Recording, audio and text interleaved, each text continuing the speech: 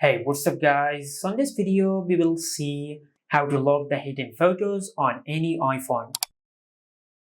Now, if you want to lock the hidden photos section on your iPhone, first of all, just go to your home screen and open settings.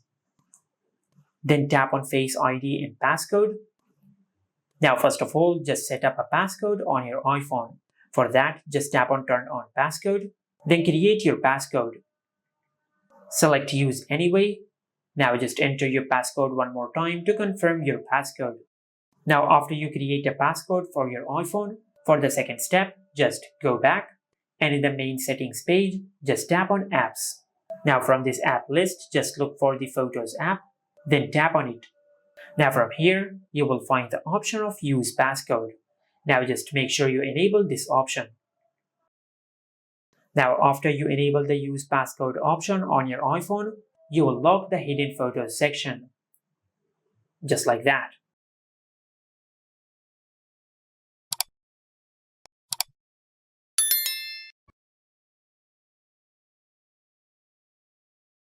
And this is how you can lock the hidden photos section on any iPhone.